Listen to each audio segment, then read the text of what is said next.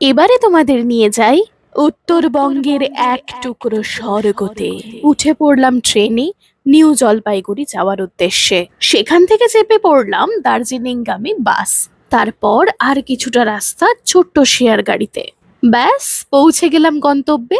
Pine বনের ভেতর দিয়ে অসাধারণ এক মায়াবী সাম্রাজ্য, যেখানে মেঘ গাভীর মতো চড়ে বেড়ায়।